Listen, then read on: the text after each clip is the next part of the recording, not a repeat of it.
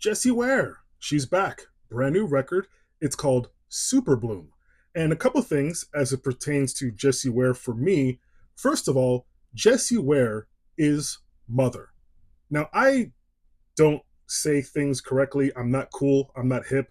Whenever something is a phrase to use, usually I'm too late. And when I say it, it's cheesy and lame. So I'm not sure. Do people still say that? Do people say somebody is mother? But nobody, in my personal opinion, exemplifies more. Well, Lady Gaga, I guess, but a close second. A close second to me is Jessie Ware. Jessie Ware is mother. Whenever I think about Jessie Ware, I want to Vogue because Jessie Ware is mother.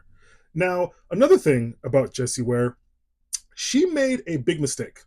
And that big mistake was making a flawless, incredible record, that being 2020's What's Your Pleasure. And if you're not aware of that album, if you've never heard it, it is the quintessential, perfect example of pop, R&B, disco, and soul. It is no skips. It's a masterpiece. Maybe I sound a bit hyperbolic, but that record is absolutely perfect. And another thing about that record, my wife loves that album. That's one of her favorite records, and she doesn't get too excited about new music usually. So if she, latches onto a record, it must be something special. But I feel like she's been kind of chasing the quality of that album. She did give a very valiant effort with her 2023 record, That Feels Good, which was a very solid follow up, but it did feel like a really good sequel to a really great film. Now, apparently, unbeknownst to me, this is the completion of a trilogy of records. I don't know what's going on here. That's been happening quite a bit lately. Like, for example, that Gnarls Barkley record that came and went really quickly a while ago. Apparently, it was always supposed to be a trilogy.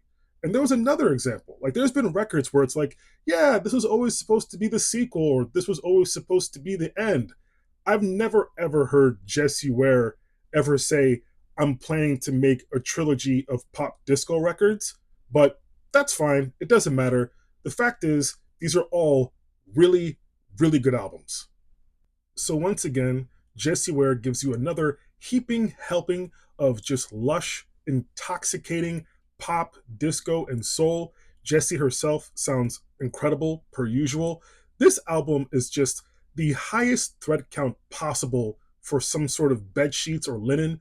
This is fucking silk.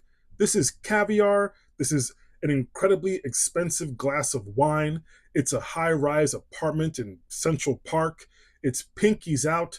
It's making love with your significant other, and you both climax at the exact same time, and then you don't have to talk afterwards. You both can be comfortable just turning over, going to sleep, and you both have a really great night's rest. That's what this record feels like. It's fucking beautiful. Does that make any sense? It's interesting with the music of Jessie Ware because it's incredibly romantic. That's definitely the focus is romance when it comes to her music, but she kind of does a really great job of straddling down the middle as far as giving two sides of the coin when it comes to love. Like one side can feel a bit forbidden, a little forlorn, a little bit of the unknown, but then you have the other side where it's actually comforting or familiar. Like you've been with this person for so long, you know them inside and out, and you love them no matter what. You get kind of the whole range of emotions. And this is just another great record from Jessie Ware. She is on one hell of a run. I will say her 2020 record that I've made it very clear that I love very, very much was a 10 out of 10. Perfect record. And her follow-up, That Feels Good, I would have given 8 sticks of butter. With this one, I'm going to go right down the middle. 9 sticks of butter. Peace, love, butter.